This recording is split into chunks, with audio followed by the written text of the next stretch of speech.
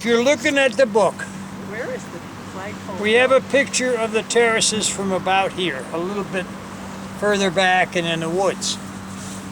Well, we're going to wait till they get it but anyway,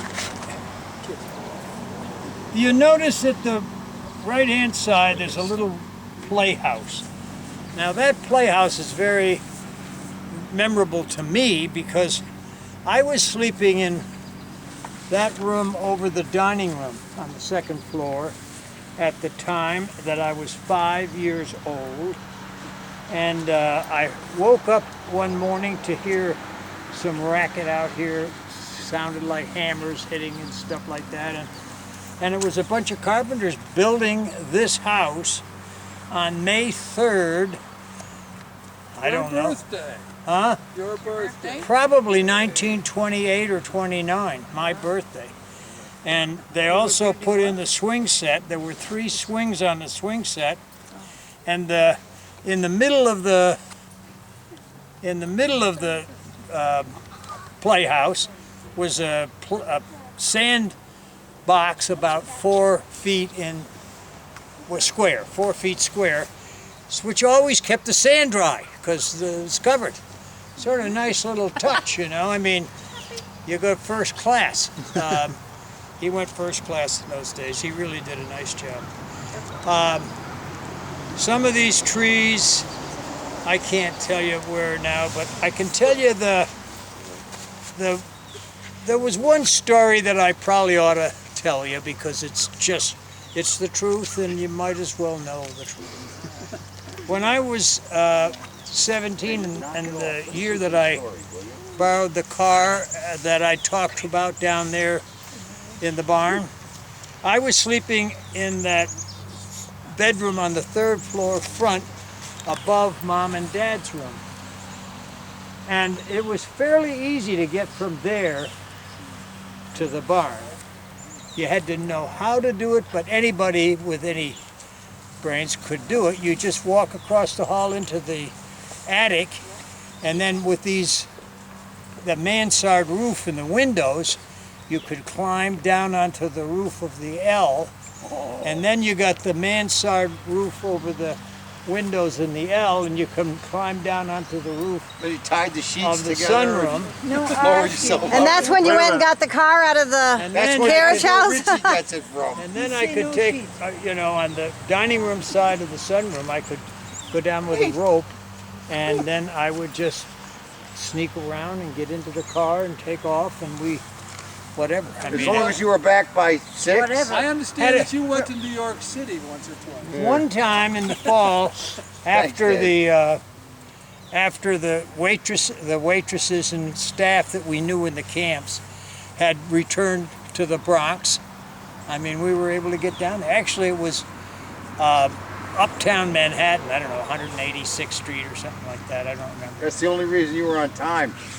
Yeah, Uptown. because it's uptown, Get right yeah. on the Hudson River Drive. You're right on the Willis Avenue Bridge. Yeah. Gone. Yeah, So well, you went down to New York from there's here. two other stories I want to tell you from this point of view. My sister Dorothy graduated from Wheelock studying early childhood education. They probably didn't call it that then.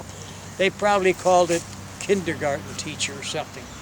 But anyway, she was quite proud of that, and she said, I'd like to practice. So in the summertime, when I was 3 or 4 or whatever, 5 maybe, she'd have this class of kids from the neighborhood and teach them stuff, and we sort of made our headquarters on the north side of the house over here because that was the shady side. You could find more shade on that side of the house than anywhere.